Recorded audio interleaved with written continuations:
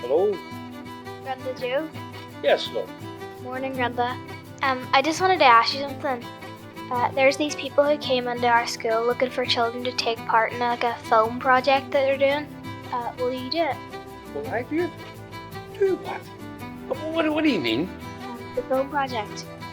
If I sign up to take part, I'll learn about making films, and we have to interview one of our grandparents about the Troubles.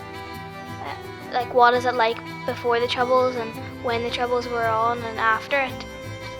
See, we're supposed to learn about the Troubles because it stopped long before we were born.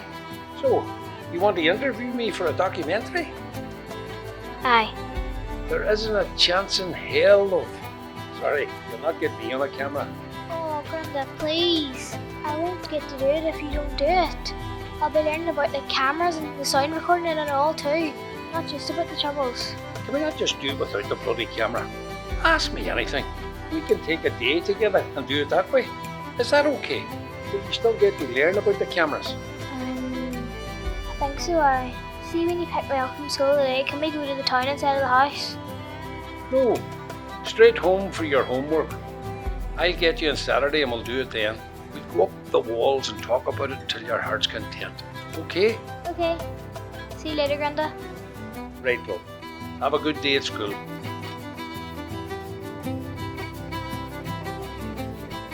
This film is part of a bigger project involving 40 children from the northwest border area in Ireland. The aim of the project was to inform the participating children about something their parents spoke little about, living through the conflict known as the Troubles. The film is about two things, the past and the future. We took a bunch of primary school children in 3 counties in the northwest of Ireland and trained them in documentary techniques. They would then interview a grandparent by themselves, and some of them would go on to interview them again with a camera crew. The stories you'll hear are from people who lived through the era most heavily affected by the existence of the border in Ireland. Some of these people were involved in the Troubles in one way or another, and some of them were terribly and directly affected by the conflict. Others were just trying to get on with their lives in a difficult time.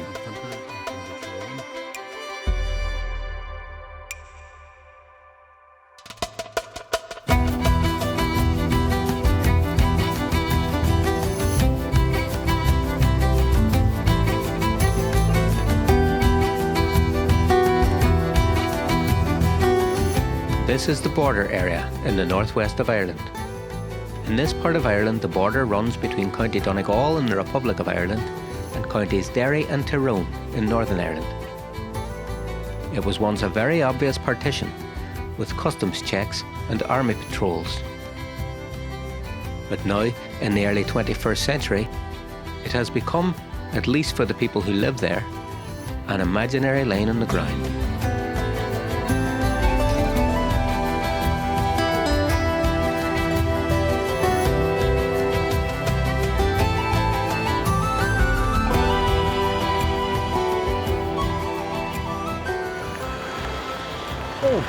What do you know about the Troubles, love? I mean, what do you want to know?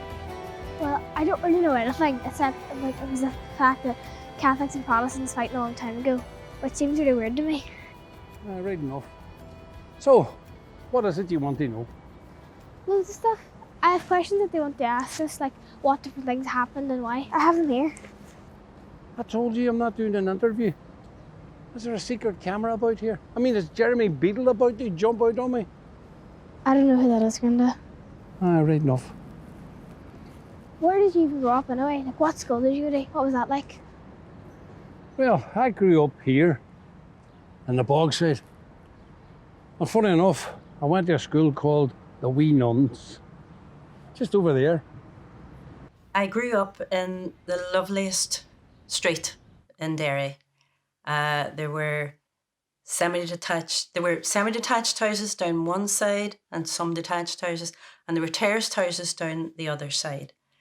I went to St Eugene's Primary School, which was run by the nuns. School was good. It was only down the road, and I suppose going to school, I used to cry every day going to school for a long time, and But once I went to school, it was all right, but it was all nuns, and they were quite cruel, because if you wanted to go to the toilet, they wouldn't let you out the toilet.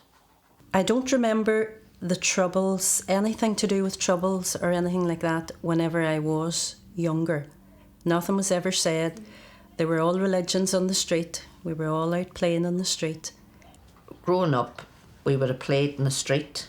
I loved playing tennis. But I suppose you were playing just in the street, or you would have went to Brook Park. We were very near Brook Park.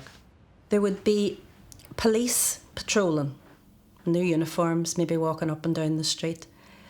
And they would stop you from playing tennis because you weren't allowed to throw a ball across the street, or you weren't allowed to play tennis. So you'd end up having to stop until the police went way up the street, round the corner, and that was it. All the children played together. It was a mixed community. No one ever talked about religion or anything like that. Religion didn't come into it. You know, there was a policeman lived next door to us. There was people, teachers who taught in Protestant schools. We didn't know about religion. Religion didn't come into our home. We were a very religious family, in that my mother and father made you say the rosary at 6 o'clock every night. But we weren't brought up to think that Protestants were any different, because my grandfather was a Protestant originally. So there was no bitterness or no discussion about Protestant Catholics in the house. I'm from Rafo here, McBride Street. I grew up on this street here, and this was a mixed street, like Protestants and Catholics.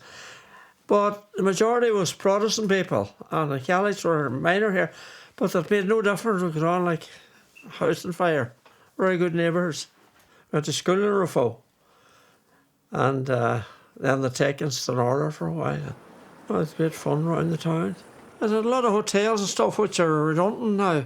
And there used to be fair days in the middle of the diamond in Rafo here.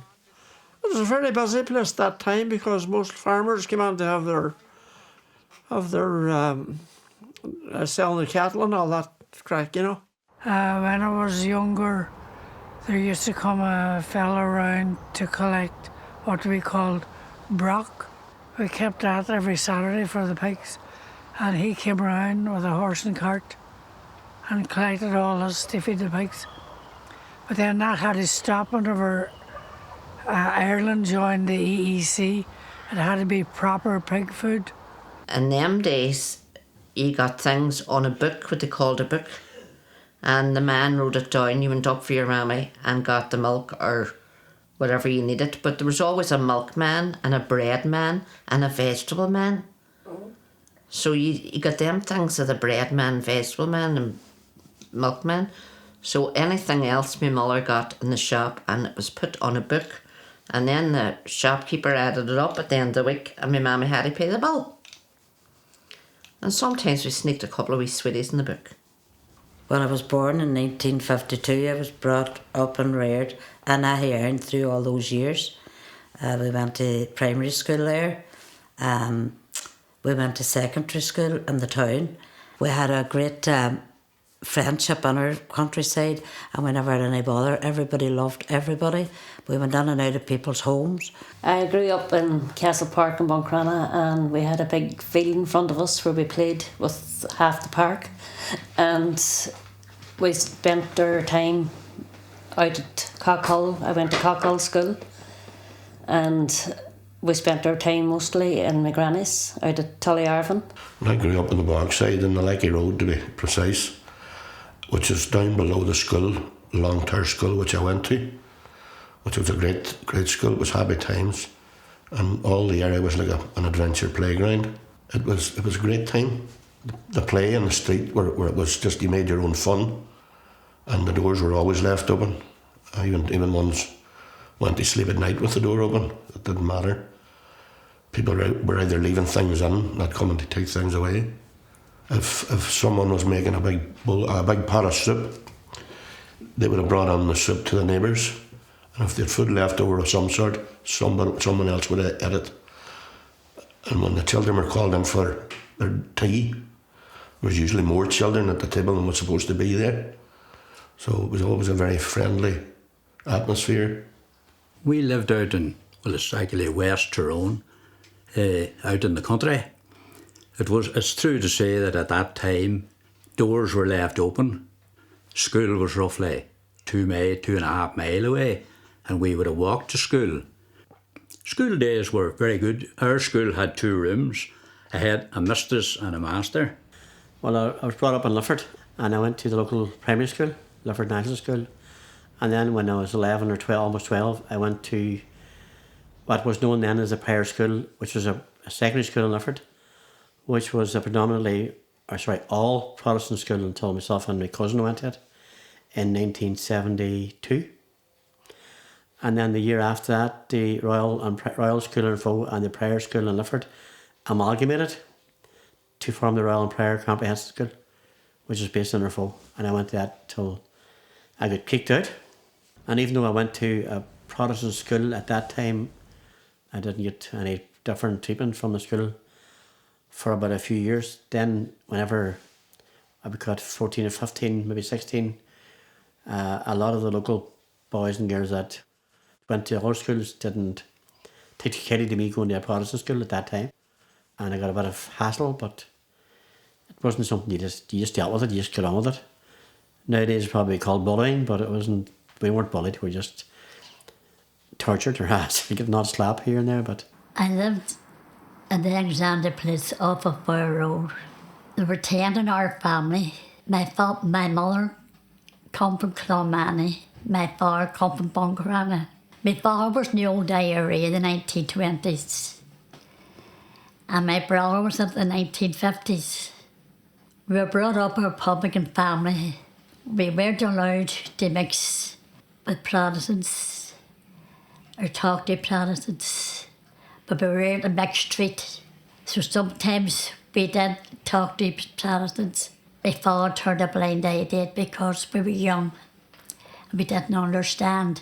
We played skipping, hopscotch, and we used to get out wheels of bicycles and down the street in them. It was great fun in our days. Well, as I say, I was born in Courtry Park. There was 10 houses. There were ex-servicemen's houses. My father had been in the First World War, but we had two Protestant families, and they were my friends and my brother's friends. During the summer holidays, you'd have made a lot of things. Like you'd have out of it. I remember doing an old bedstead, an iron bedstead. I made a tank out of it with planks of wood and 2 tires at the top of it, and you climbed under the tires, and you had 2 shafts or brushes or a yard brush as guns. And then there was days you'd have made go-karts where you'd got old pram wheels and a cord and a steering wheel from a car, and you'd have raced down the Conabre, and the Conabre Road where I lived, the incline was about 70-degree incline, so you'd have had a very steep run. And then again, them days, the only thing that stopped you was the hedge at the bottom of the road, which meant you had to cross a main road in the car and the go-kart. But that was the risk you take, and there was very little cars about. And then you'd have went maybe searching for leprechauns. You know, trees, you go to, there's big trees in the middle of the big field with trees in the middle of it, and there was the fairies' den. Well, we went every year to Buncrana. We always booked a house for a fortnight. And our playground would have been Swan Park in Buncrana, where we would climb trees and hang from branches, and then we would fish in the Crana River. It was a big escape for us. And it was always a feeling when we got over the border that we breathed a sigh of relief, as if we were home, what we classed as home. But there was always a tension coming back up to Derry, coming over the border. I went to Derry to Campsie, and there was a friend of my granny that owned the pub, and she married to a man from Derry, the daughter. I can't remember the name of the pub now, but we had a great time down there. There's near an aerodrome there in Derry.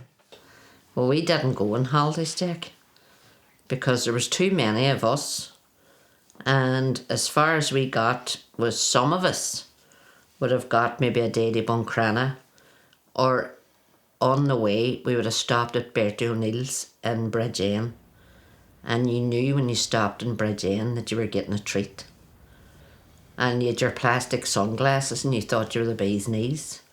And you had your sandwiches, your tomato sandwiches, soggy, but the only thing the sand would have got on them and you were crunching them. Well, we never really had holidays because we lived beside the beach, and we played out in my granny's beside the river and swam in the river and done fishing. We never had a holiday abroad at all or anywhere else. And everybody stayed. We stayed most of the summer in my granny's. Granny had 12 of a family, so all the cousins used to meet the summertime. And she had so many fields and plantings in the river, and we spent our summers there playing cowboys and Indians, believe it or not. So we did, and hiding the seek and building huts and lighting wee fires and boiling eggs. So we did. We never went on holidays because there was no money when we were young. We got to Bundoran on a Sunday, maybe once a month. At lunchtime, we were back home again at 6 o'clock in the evening. So holidays, nobody holidayed. We weren't the only family that didn't holiday.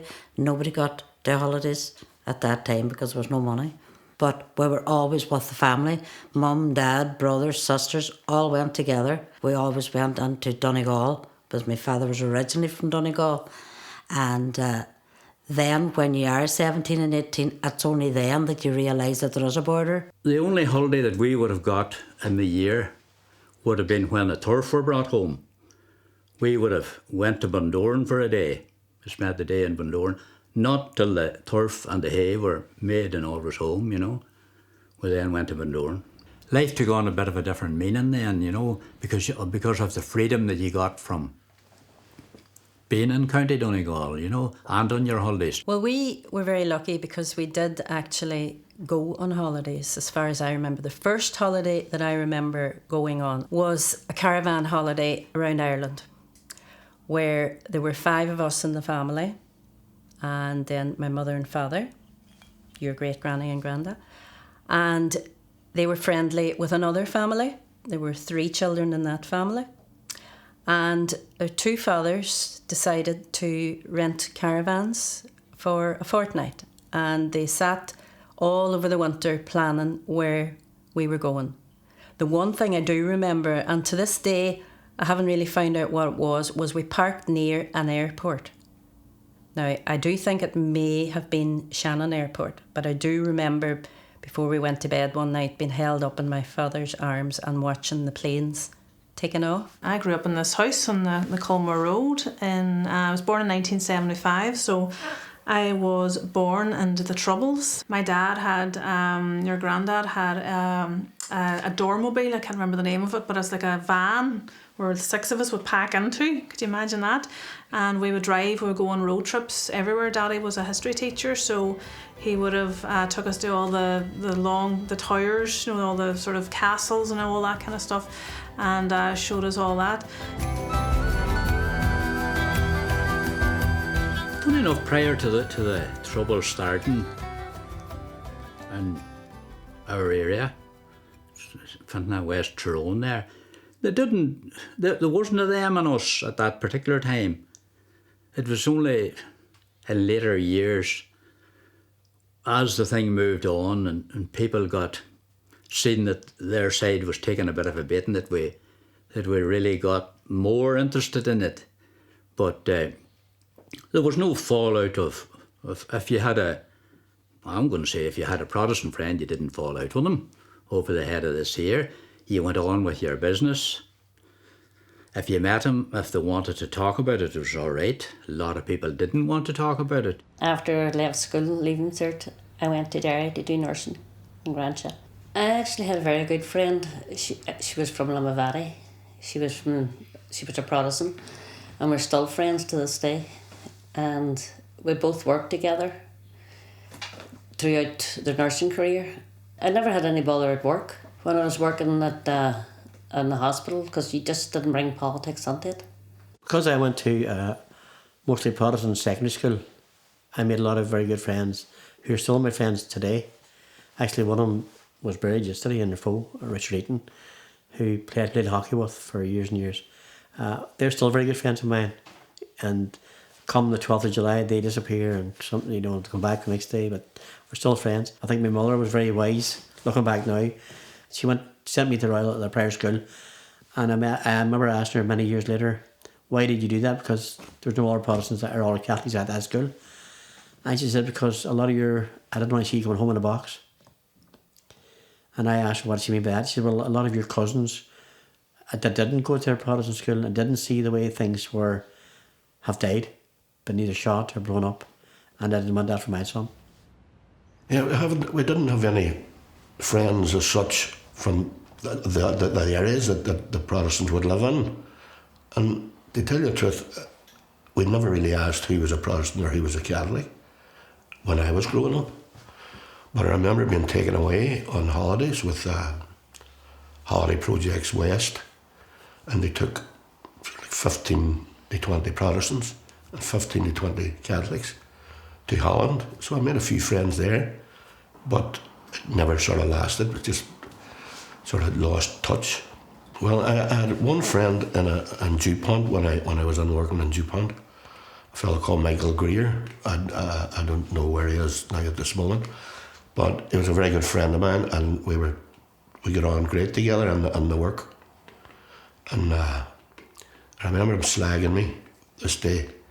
My son was born. He was born on the 11th of July, and I told him I named him Mark, and he says, "You're lucky." He said, if you had been born the day later, you would have had to name him Billy. And he said, there was always a joke about that. But no, I got on great with him. Never made friends in the factory from the other side, but I made friends in the school that I worked in, because my boss was a different religion than myself. She was Protestant. I'm Catholic, so and one other, my workers. But we made it a point the day that we started work that religion or the Troubles would never be discussed in our place of work. And therefore we did build up a good relationship. When we start going to dances now, we weren't allowed to go to any Protestant dance halls. So we, or the ballroom, the clubs and things like that. But that's where I met my husband then. But I fell on my Protestant gear there, and we'd her got on great. And my father found out, and he gave in then because I was defying him, because she was a nice girl, and her parents were the same. They were against the Catholics. And they were defying too about her pal about me. But she defied her family. And we went to dances together, grew up together. From the trouble started, we kept friends when we got married. But after troubles, we parted. That was it. And look at the old houses. Do you see all the old houses? That's the only oldest part now of the Bogside. All those row of houses there. And that's what the Bogside looked like. And all those houses were 2 up, 2 down. That means 2 bedrooms up the stairs, and a living room and a kitchen downstairs, and an outside toilet. And imagine, no bathrooms, no baths, no hot running water, damp running down the walls. They washed in a cold tap out in the backyard. That's what all these houses had. Never had bathrooms in them. Now look at it, it's all redeveloped. And we grew up then, got married, and we lived in rooms for 10 years with different parts and rooms. We couldn't get a house because all of the Protestants getting the houses. And we loved places, was loving me rats. Well, we knew about the derelict houses because we lived in them. They were mice infested and cockroaches and things like that. They were just, it was like a play thing in the morning if you get up and killed a few cockroaches or your cat caught a couple of mice. But it wasn't a nice time now, looking back.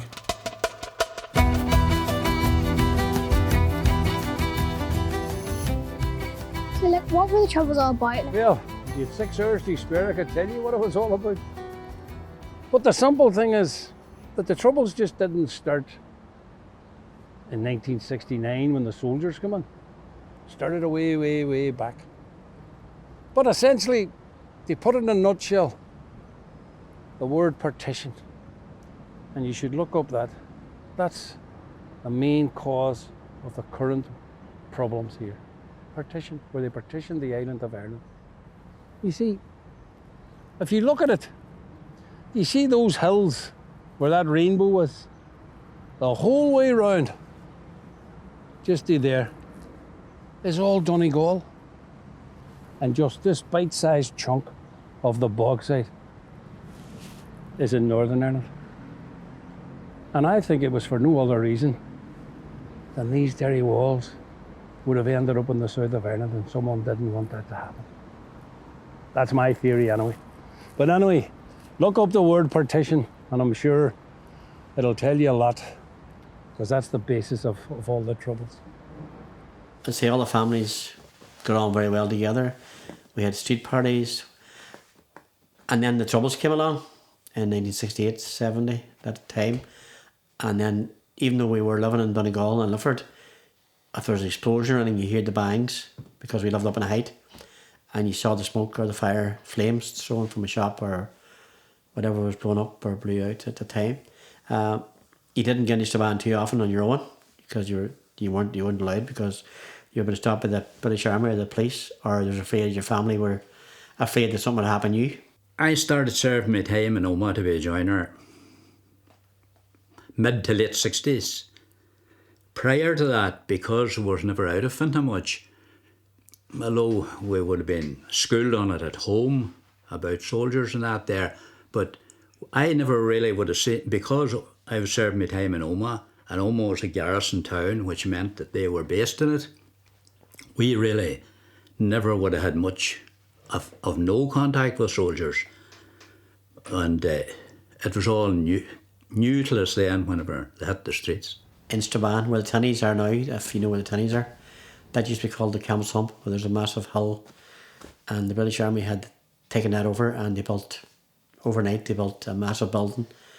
And the first we saw of it was walking past in Strabane with my mum, and at the top of the hill we saw these soldiers sitting with guns, and that was the first time we seen them. We were terrified.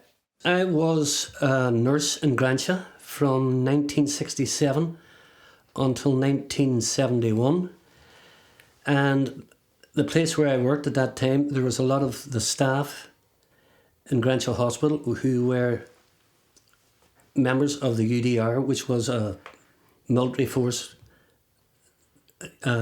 formed to assist the British Army in the Troubles. And at the instigation of the Troubles, I was working that day, and a lot of the members of staff who were members of the UDR, they were allowed to get off work. So what happened then at that time, I was off work early, I got away from work early, and I was walking along Foyle Street in Derry, which was one of the main arteries into the city centre. And as I was walking along, I seen army trucks and army Land Rovers. I never talked about the Troubles at all. And I didn't seem to realise they were going on until I actually moved to Derry to do my nursing, and then I seen a few things. People I worked with that stopped me, maybe in the quay, and pulled you over to the side and knew who you were, but still searched your car, and you going to your work or coming home from work. And then you went to work and they just went on as if they didn't do it. You know, that's the way it had to work. You know, in the hospital, you just didn't make a difference. It was very restrictive in that no matter where you went, there was turnstiles at the walls, and you were searched, women and all, girls, everybody was searched. And so it was very restrictive in where you could go. The bottom of Shipkey Street, there would have been a turnstile there, and any sort of entrances to the walls and places like that. So sometimes it was scary, because they even searched the prams, you know, the children in the prams, because People could have carried bombs or different stuff underneath the babies. Once the trouble started for us, a lot of my friends got up and left home and went abroad, some to Australia, some to America. Very few of us remained in Ireland because of the trouble was just about to start, and there was no place in society for them. Well, they felt there was no place in society for them. I can't remember the exact date, but I remember them coming in with barbed wire barricades stuff, and that was after the whole trouble with the police, the Battle of the Bogside, as they called it. And they were more brought on where it was a relief to the people of the Bogside and Creggan to see them keep the police apart from us. The first time I saw British soldiers on the streets was up my area, which was a very quiet area, and we were delighted to see them because we believed that they were coming here to keep the peace, which we learned different after that. It wasn't the case at all, but we first thought, as thousands of people thought they were coming, the older people used to make them cups of tea. They were big time welcomed, yeah, big time welcomed, because people of the Bogside were under very big pressure, and they would have put the hand out to anybody to give them some sort of relief.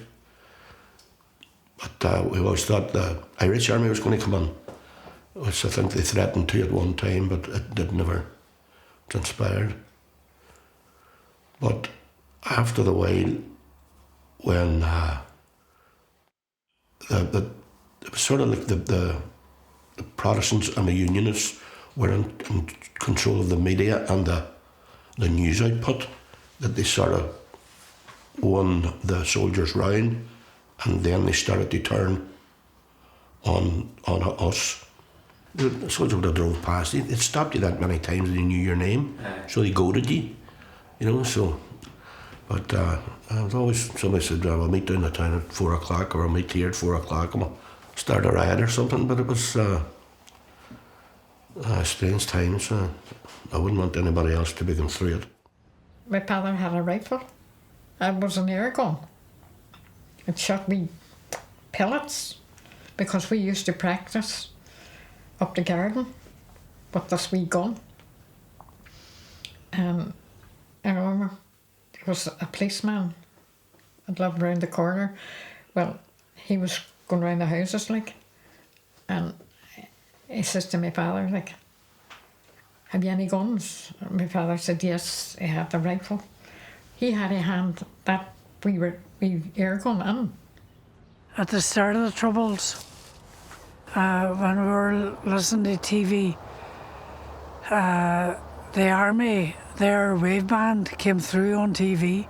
So there were times whenever we were watching TV to listen to what the army was saying, and we got to know the phonetic alphabet.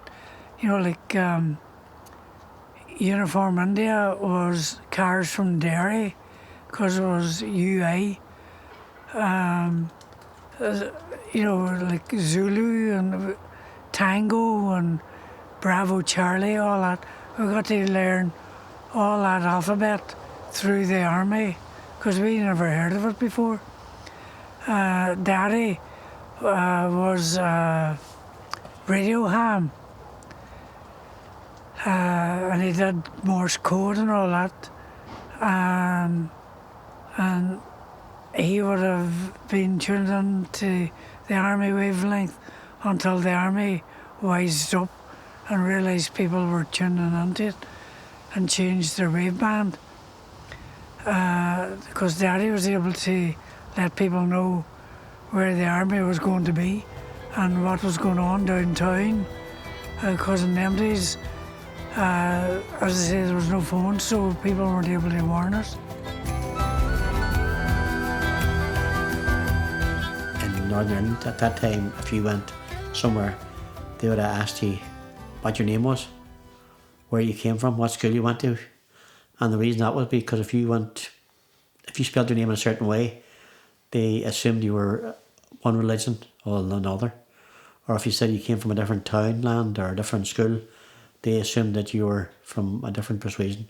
I used to play hockey, say, for the Royal School, Royal Prayer, But I remember going to a place called Kilkeel in County Down, I think it is. And I remember them asking my name because my name was Boland and they didn't know what it was, what religion it was. And that one person actually asked me, "Are you a Taig?" what they called me. And I says, "What's that?" And I didn't know, and then they told me, "Oh, you're a Catholic." So it didn't matter them days, I suppose, but now it should matter. I don't think it should matter to us. Please tell us some stories about living during the Troubles. Did you see any events either growing up or as an adult that will deeply affect you? Well, I don't know about deeply affect me, but I've seen a lot of things happen, and I've lost a few friends and family friends. Like the wee fella we would have played football with, your sort of age group, James, maybe a bit older, in Monastery. He was around the garages playing football, and he was shot from the Derry walls. So we heard about that the next day. We actually went, other boys were playing with him that day. But, and young Annette McGavin was my sister's friend. She was wearing her school uniform when she was shot by a soldier. So those things were sort of, it saddened you, but they were sort of everyday happenings. If there were shootings, they were everyday happenings. And if anything did happen, it was sort of, people just moved away from that area rather than move away from the town, and they carried on their normal business and shopping and stuff. It was like people got used to the things that were happening about the town. I worked in the factory and we handed on all our wages, and my mother took on the groceries. We also helped out because at that particular time smuggling was going on. My aunt, for example, got 6 months in prison for smuggling nails across the border. When I left school, I was 14. That age I left school, went to the shirt factory, and I mined half a crown. It was my first pay, and I got a shilling back from my father, the rest. Father gave me a shilling back, and we thought that was great, because we hadn't big money then, we had great times then. And I went to pictures on a Friday night, and that was how we spent our money. I worked in a factory, a ladies' underclothing factory. It was one of the best in the town. If you worked in that factory, you could have got a job anywhere because everything had to be perfect. If you made a mistake with one garment, you had to rip the whole lot out and start all over again. We had very little money. It only cost you a shilling or maybe a half a crown for a big night. As long as we had enough for the dancing on a Monday night, and a Wednesday night, and a Friday night, and a Saturday night, well, you danced to your heart's content. Well, growing up through the Troubles was extremely, extremely hard for myself, because I come from a family that suffered severely during the Troubles. I lost 10 very, very close friends, and I lost my brother. He was killed at the age of 21. There was events that happened that were tragic. There's no doubt about that. Big time. When you have friends, we had friends in different parts of the north of Ireland. Unfortunately, some of them, the Troubles came to them, they didn't go looking for trouble. In the country where we were living, which was a mixture of Catholic and Protestant, the Catholic people had nothing. We were classed as second-hand citizens. There was no work for men, and my father worked right enough. But the women had the shirt factories, were well out of shirt factories, and the men looked after the homes then. We went through the whole housing crisis in the bog, where sometimes you had maybe 4 or 5 families in one house, maybe with 3 bedrooms. One front room held their kitchen, their bedroom, and just their sitting room, all in one room. And where the stories from the other side, so the Protestant side, where the people were getting housed, even one-parent families, were getting housed in 3-bedroom houses, and the Catholics were being forgot about. The marches was for civil rights. It was for, you know, that everybody was equal, and as far as trying to get a house or a job, but then it escalated and it became very divisive then between Protestant and Catholic. I think that's how it evolved then. Oh God, we're going back now. I attended many marches, and the younger I was attending them, the less I knew what they were for. It's just everybody was marching, so we all marched. I remember attending one when I was a young fella. It was a late night one when I think they were burning cells in the jail that the Republicans run, and we was Long Case. I think we marched around the bog and Foyle Road and back into the Guildhall. I can't even remember why. But I think it may have been the same time that Kathleen Thompson was killed when hitting a bin lid, saying that the soldiers were coming in. I think it was around that time. I could be confused, but yeah, I attended many, and I attended the Bloody Sunday March. We had a fair idea what that was for. I was a bit older. I was about 14, and that was a very sad day and very scary. I was on the march. I was in lots of marches, quite a few marches, but the one that sticks out most vividly is the Bloody Sunday March. I attended that with a cousin of mine's, and we all met up in Craigan Estate, which was a hill overlooking the Bogside, and it marched down through the Bogside and to a street called William Street. And I was walking with a guy I knew. I can mention his name. It's a fellow called Jerry McKinney, who was killed on Bloody Sunday. Him and I were walking down William Street, and trouble started, and we became separated, and there was a lot of rubber bullets and shooting, and the army came in, the paratroopers it was actually, they came in and started shooting innocent people.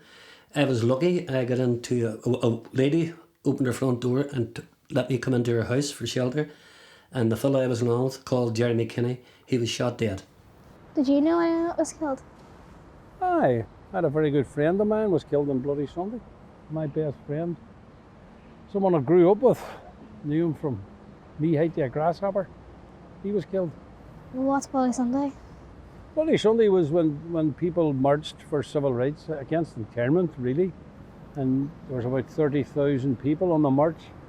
And at the end of the march, paratroopers come in and opened fire. And they killed 14 people and wounded 14 people. So there was 28 people shot and wounded. And there was a young girl run over by an armoured car as well. It was a big event, you know, that a lot of people lost their lives, all from this city. All friends and neighbours of all of us. Terrible. So the civil rights, that and plus the one man, one vote thing, it was all lumped in together with that march. It was just, I think, the people there had enough. And there was Protestants on that march, you know, that were for civil rights too. They were denied a lot of rights. A lot of the Protestants, we didn't know of them, but we later found out that they had as much dereliction in their slums as we had. Thinking about the Bloody Sunday March, I always think about Jerry McKinney, and I always think if I had went with him instead of going the other direction I went, I always think it's quite possible I could have been shot dead on that Sunday. And I knew some other people who were shot dead.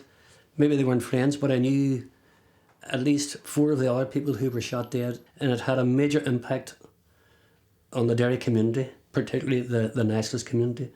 They became very angry after that, and particularly what happened after the Bloody Sunday March and after there was an investigation.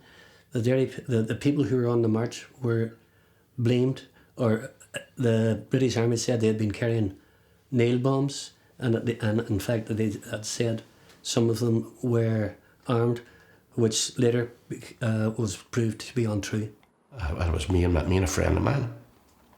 Yeah, we were running together. We ended up in behind the phone box, and then made a decision to run up past Joseph Place and cross at Free Derry. And we didn't realise really what happened till we come down. Everything had quietened down, and bodies were being lifted. And when we come down, and there was a remnants there of the blood and the crown. There was a famous picture, you've probably seen it, with fellows gathered around the phone box at the flats, and I was there.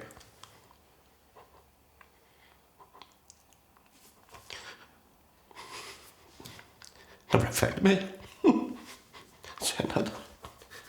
But we managed to get away from there, and it was only hours later when we went down that we actually seen how close we came to death.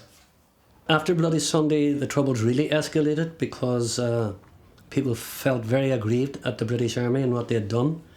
And there was a big at that time, the Bloody Sunday March and the results of it was a big recruitment for the IRA, and the IRA really became much more active around that area, and in fact, and indeed in the whole of our Northern Ireland. My brother was blown up with his bomb because they were fighting against the British occupation at that time. So my uncle was shot dead in Belfast during the Troubles. There was a campaign of bombing business premises in the town, and there was a lot of them bombed, and it particularly business which was owned by English-based firms. So the IRA had targeted them and bombed quite extensively in the city centre, and it could be a very dangerous place at that time.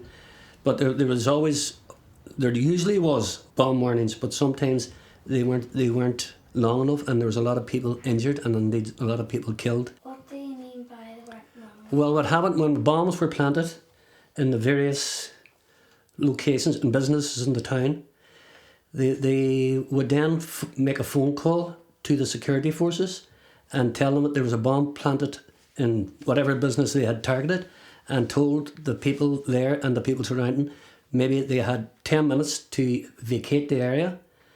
And sometimes that 10 minutes didn't actually happen. Maybe the bomb had went off 5 minutes, which was 5 minutes early. There were up off Shipquay Street. There's a street called Castle Street, and there was a building society in there. So I remember I got my husband, I had to go over to the building society, and he parked on Shipquay Street. And I got out of the car and I went over, I said, be back in 5 minutes. And as I walked in, it was a very small office. There was a counter on it, tiny wee place. And there were two girls in behind it. And I knew them well when I walked in, and I was standing at the counter talking to them. And the next thing, the door was pushed open, and I was grabbed around the throat. And I knew that there was a gun to my head. And it was another boy came round the back, and he leant over the counter and he shouted to the girls, give us all your money. Give us all your money, or she's going to get it. So I was standing, and I knew this was a gun at my head. I could hear, as he had gloves on him, I could hear the squeak of his hand on the gun. So I shouted to the girls, give them the money, give them the money. So they get the money out of the till, wherever it was, and they handed it to the boy. And he went, they pushed me over to the counter then, and the two of them went running out, and they shouted to us, there's a bomb will go off if you come out the door again. Don't phone anyone. So we were scared stiff. It has affected us deeply. I had a 15-year-old cousin that there was a bomb planted onto the seat of his tractor.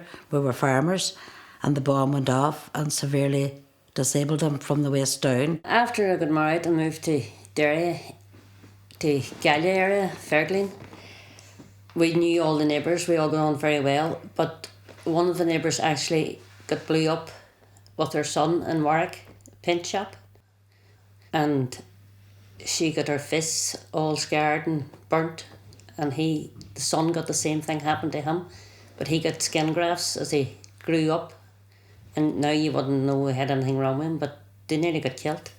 I had to get a girl that girlfriend that I was very close to, and she was getting married, and she walked across the street to post her wedding invites. She was 19 years of age. A lawless bomb went off and she was blew up. She was blew to bits. And her wedding invites landed to my home and all of her friends 2 or 3 days later, but she was killed. One of my colleagues in Sinn Féin was executed, a father of 4 going to his work. The other friend of mine, a teacher, was taken out of his car and butchered on the side of the road. You might have went down to the town and you had to go out again because it had been bomb scares, and then you might have heard an explosion. It was scary at times, it was scary, but I suppose too, we became very immune to it. We were sort of used to it. You know, you were used to getting searched, you were used to bomb scares. And at night too, I suppose you would have heard maybe, you know, the sirens and bomb scares and things like that, or explosions, or sometimes shooting, but you became very immune to it. At that time I was in Irish Army. I was in Irish Army from 1977 till 1986. So with being a soldier and a photographer, you sort of got the best of both worlds in a bad way. I remember when I was about maybe 17 or 18, there was a young policeman shot up the town in Shipkey Street, and I was in the cafe with my friends that day, and we heard a bit of a commotion outside, and we went out and we saw that what had happened, a young policeman had been shot dead on the street. And it was really horrible to see that somebody could take a life of somebody so young. He was only 18 years old, around not too far away, or 21 years old. He was not too far away from how old we were. Care, your Uncle Bobby done time during the Troubles because of driving a car that there was a bomb in, which injured a lot of Protestant fellas that was in a bar that night. I think it was another 5 or 6 years in Long Kesh. It upset me a lot. I wouldn't want to come through it again. I think I've had enough heartache in my life to last me the next couple of years if I live that long.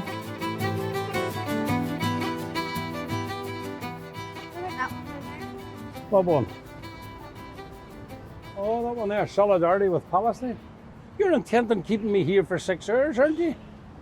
5 hours and 59 minutes, actually. All right. Seriously. Yeah. Sum it up on one word. Partition. Now, come on.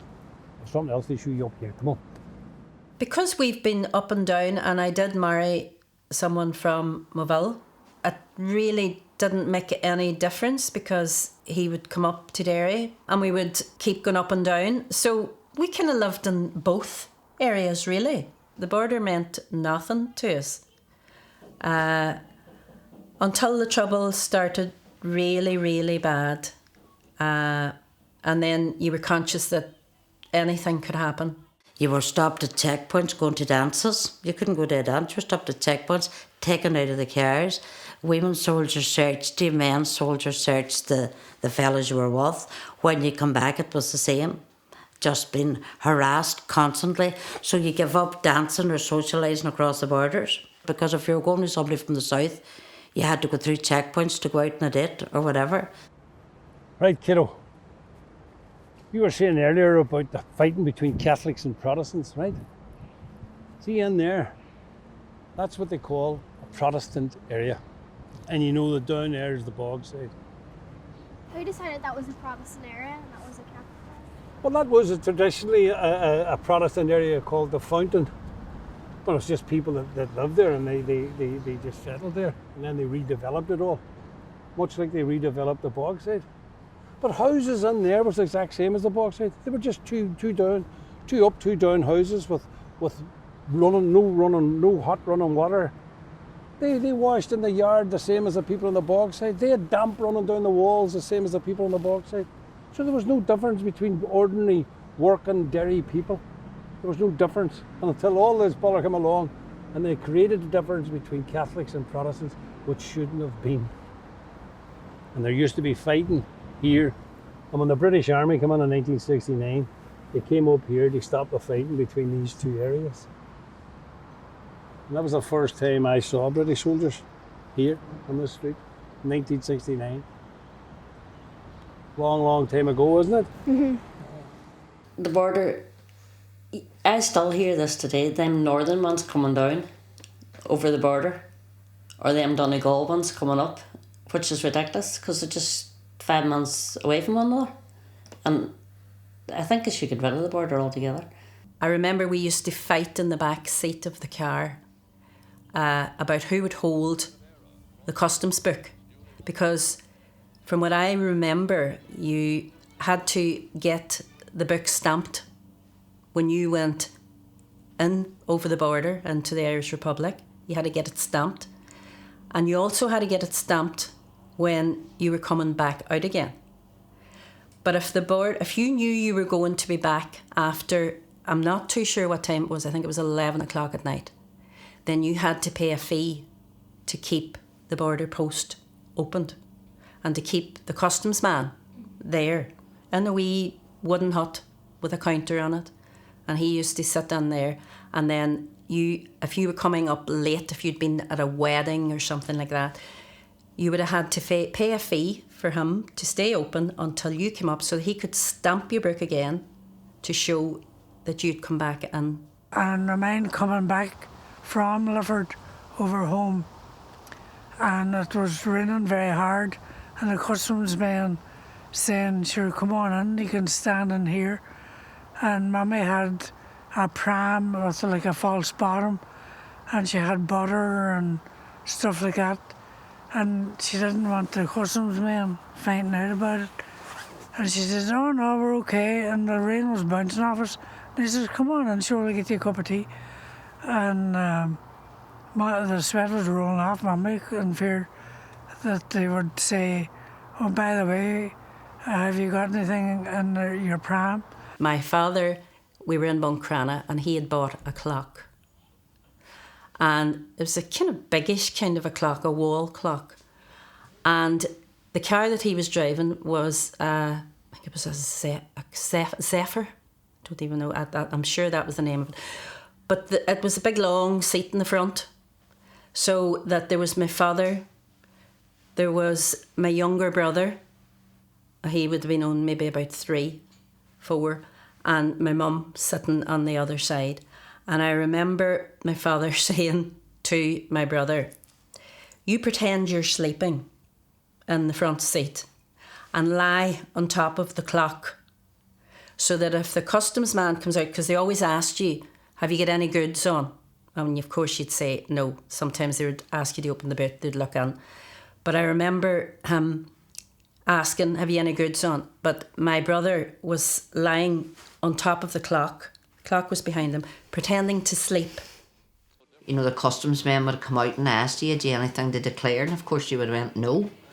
And you would have had the butter on the seats and stuff like that. But I always remember sneaking butter and meat over the border. What the border meant to me when I was very young was smuggling, bringing butter and clothes and all, and TVs out of Strabane and Lifford, and how you do it without the customs men stopping you. And I remember whenever I lived with my granny granda in Port Hall, we used to have a boat and used to fish for salmon in them days. And we used to go in the boat over to a place called Bordennet, which is just outside Strabane. And you'd get the TV or the butter or whatever it was you're smuggling into the boat, and you'd paddle it back over to our side of the border again, and then you take it home. And my father was a tobacco smoker, but I used to meet a boy that took a tobacco over, and we used to meet behind the wee Protestant church out the country, behind the church, and then I had to hide the tobacco up my jumper and walk 4 miles then to get back home. There was always a wee funny story told about a wee old man that lived beside us, and he went back and forward across the border every day. And the customs stopped him every day, and they searched the bike and they searched him, and it went on for months and months. So the customs man said, I have to ask you, you're not taking anything back and forward. what are you doing? What are you doing back and forward? He was smuggling bikes. And they never thought in checking the bike. They were checking him for butter or tobacco. Well, the border didn't mean a whole lot. It was a bit inconvenient if you were going out and into the north. I can tell you a story about this wee Donegal man.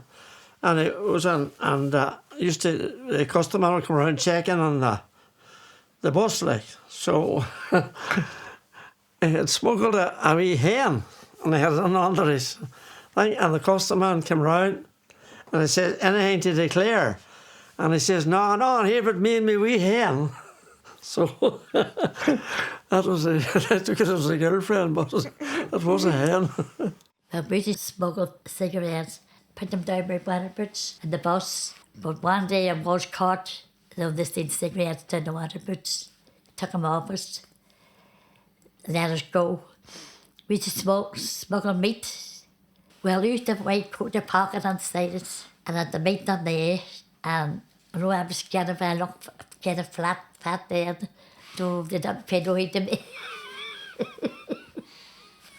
I remember being very young and going to a shop at the bottom of the street for sweets.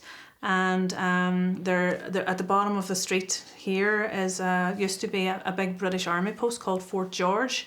And while I was crossing the road, the IRA had started shooting at the British Army post, and the people who were shooting at it were driving up the street and they were being shot at. I was going to the shop for sweets. I remember going to the cinema with my colleagues from work, and we went to see The Godfather. After that, we got a bomb scare, so out we had to go. So the next night we went again, and the same thing happened, bomb scare, we had to get out again. And the third time, the same thing happened. So I ended up seeing The Godfather down in Buncrana in St Mary's Hall, the wee cinema down there. I met my daughter, Marie. She was down at William Street. We were friends. And funny enough, she palled about me, Veronica Walker. It was the Birmingham Six. It was his daughter, Johnny Walker's daughter. But she had in this doorway, but she's very small for her height. And God forgive her, she let on she was handicapped. And they let her go. And then she got away. For some laughs too, like. Why do they have a wall there? Ironically, that's called a peace wall. Eh? But I call it partition. Because do you know why? Because it stops people from in there talking to people out here. You keep going on about partition. Go understand what it means. I told you to look it up. I have no 4G. All right. Partition is dividing something. Like this country is divided by a border. That's what partition was. They created two states. They created the state of Northern Ireland, and the state in the south was called the Republic of Ireland. Just like that is a border created between Catholic people and Protestant people in the Fountain. Because what it does is it stops people conversing, stops the Catholic people from talking to the people in the Fountain, and the people in the Fountain talking to the people in the Bogside, to being one people here in Derry, regardless of religion or regardless of how we think politically. You can't resolve anything when you put a partition up between people and you put a divide between people. When people talk to one another, they can sort out their problems. And walls like that don't help. That's what partition's about. Well, if people know this, why do they keep it up? Well, that's my question. That's up to the likes of you in your generation. You pull down walls like that. You all right with that? I guess. But your generation shouldn't have put it up in the first place. Oh, very good. Come on. What does the border mean now? COVID? What does the border mean? The border between the north and south is still a very contentious issue, because we don't want, as what was called in time when I was young, a hard border, which was patrolled by the British Army in that time. So people are, the nationalist community are very afraid that the hard border is going to become real again, and it's going to be cause a lot of civil unrest again. There's a possibility with and hopefully it'll not be manned by Garda or British troops. I have an awful lot of friends. Lives in the south. A lot of my family lives in the south of Ireland. It was bad before, then it stopped. We were fit to get back and forward. We never should have, and we never will stand for a border in Ireland. There never should be a border in Ireland. It means an awful lot to me that it's not there anymore. We have one country, one island. Oh, when we were young, I was jumped onto me when I was young. My honest opinion, I never been my day, but Ireland free should never be at peace. That's my opinion.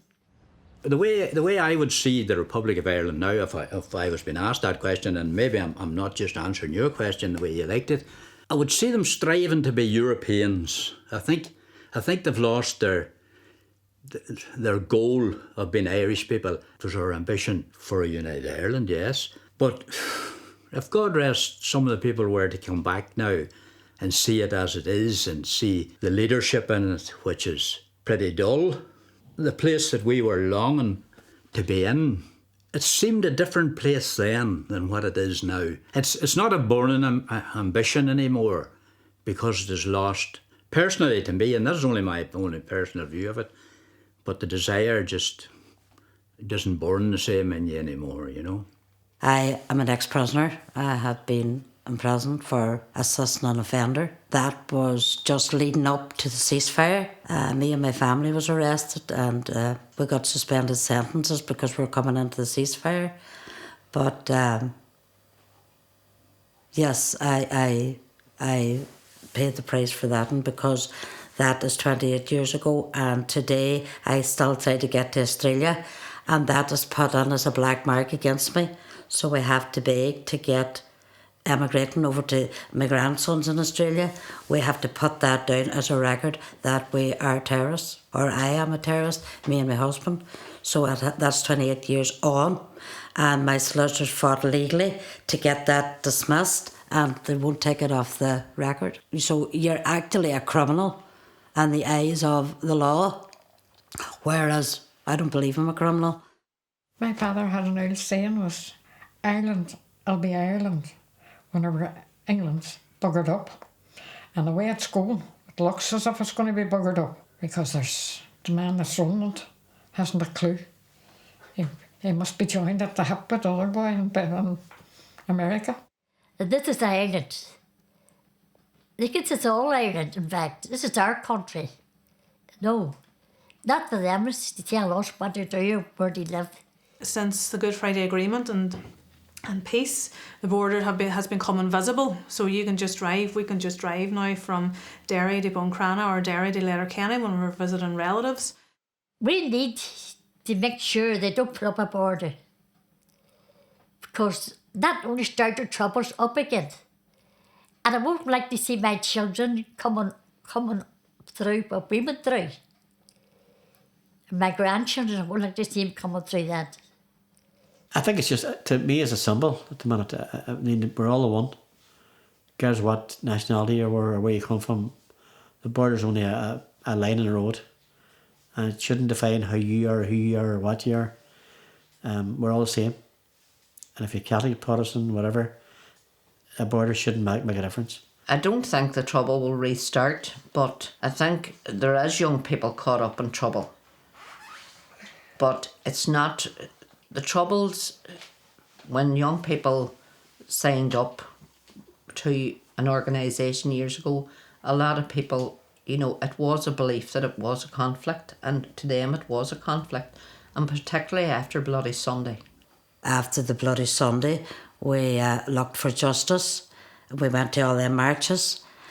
We did marches for the hunger strikers. In 1981, we blocked borders. We wouldn't let cars through while they were dying on hunger strike. We never, ever forgot the people that died for us. Did you ever go into any of those kind of marches? Like, what were they like? Aye, you were in marches all the time. Seemed to be you were marching every day of the week for something or other. But I mean, that's it. You had to go out, you had to march. You had to protest about things. Well, what age were you? I've been marching since I was about 14. I used to be about 8 foot tall. Now I'm about 6. When was the last one you remember going to? The last one I remember going to was about the protest about the Omagh bomb. That was a bomb that went off and we all thought we had peace. And a bomb went off and killed over 20 odd people. Terrible. Including a pregnant woman, imagine that. Absolutely terrible. The next thing that I want to talk about, and a lot of things have happened, was the bomb in Omagh. When I was working as a photographer in Omagh, and I went up to Omagh that day, I got a call at 20:03, I think it was, to say that there's a bomb going off in Omagh, so can you come up here to do the work? So I arrived about 3:15. All I saw was rubble everywhere in the middle of the town. But you did your job, you took the photographs, and after that night when you look at what you did and the devastation and the destruction and the wreckage, you realise how bad it was. And then that was bad, but I was fortunate enough that I didn't live in the area, so I didn't know any of them, so it wasn't as personal to me. But then I covered all of the funerals of all the people who died over the next 3 or 4 days or 5 days, which was hard going. And the worst one was the 3 young fellas from Buncrana. To see them 3 coffins and then to see them being carried out and their mothers and fathers squealing and crying their names out was harsh, hard to go back, because then you had to go back to your own family. And thankfully my family were okay, so I went back to them, and I probably spent the night kissing and hugging and squeezing them so much to say thank God they were there. That was a sad handling, and I knew a fella very, very, very, very well in that there who lost his life. Wouldn't a hurt fly, a gentleman, and he was just in the wrong place at the wrong time.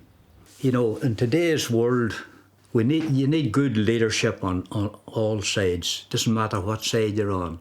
You've got to look at it and never let the like of this happen again, because even my grandchildren couldn't take that on board, really. They would think that was a long number of years ago, and Granda talks about that there, and sure, that was years and years ago. Them things don't happen now. Unfortunately, you know, we've got to keep our eye on the ball and not let anything like that ever evolve again, because life's too short. And I mean, you know, it's through the whole course of the Trouble, all the atrocities that happened. Bloody Sunday, Bloody Friday, Enniskillen, Ballymurphy Massacre, McGurk's Bar. You could go on and on for ages, and I'm sure you don't want to hear all that. Of all them atrocities that I mentioned, you know what I mean, there wasn't very much to laugh at. But then again, you had to make the most of it and get on with life. You couldn't let it get you down. As the man says, if you didn't laugh, you would cry. The problem with Northern Ireland is that we're all educated separately, and I think that's actually, you know, one of our big problems. We should be educated together, and it would maybe solve a lot of our problems, making us think that we're not all really that different from one another. The integrated school is usually a non-religious school, and they embrace all religions and people with no religions, and I think that is very beneficial, and I think that will help. And it doesn't give young people any preconceived ideas of why they should vote, because the 2 different parties will try and influence young people. Either the nationalists, they vote either on the nationalist basis or in the unionist community to try and get their young people to vote only unions. There's very little cross. Well, it's a little bit different now, but at that time it was, if you're Catholic, you voted nationalist or Republican. If you were Protestant, you voted unionist. I remember when I was at Thornhill, my first 3 years at Thornhill, you had to study history. It was all English history, and I found it so boring. You didn't know anything about Irish history. It's just whatever you might have been told or might have come up in conversation later on in years. And I think young people now need to be taught why the country is the way it is at the minute. What was the reason for all that? What was the history behind it? You need to know the history. Young people need to know the history, and I think they've got real inquiring minds and they want to know the history, but you can't live in the history.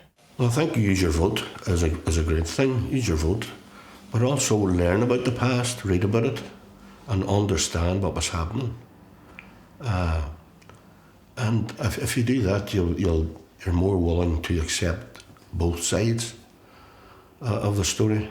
Well, whenever Ruth first mentioned that her future husband was going to be a Protestant, I wasn't really that worried because my own brother married a Protestant.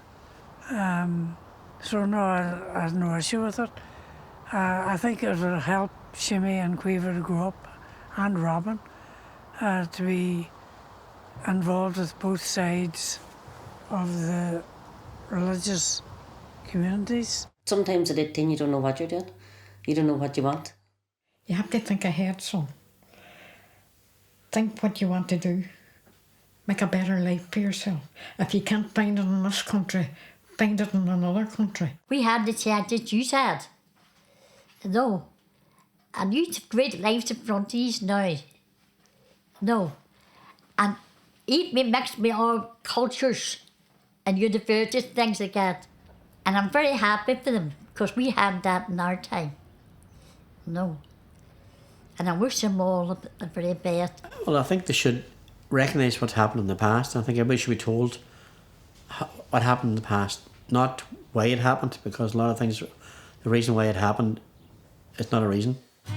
And, you know, and if somebody's a different colour than you or a different religion than you, so what?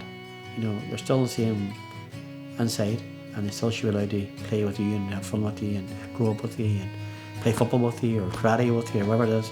And I think that if you, the more we get to know each other, the better for everybody in the future.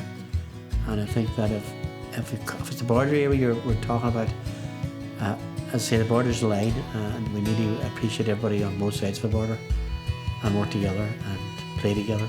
So I suppose you're glad it's all done with then? How do you feel about it now? How do you think it makes me feel? Here, how do you feel about what we've talked about? Oh, I don't know. I don't know how it makes me feel. I guess I'm just glad I know a little bit more now, but I'm just kind of sad because it sounds so horrific. I just hope this kind of stuff never happens again. Good on you, kiddo. It's your world now. You've got to decide what world you want to live in. You and your generation. It's up to you. Come on. Will we go for a tea? Hey? Aye, come on, kid.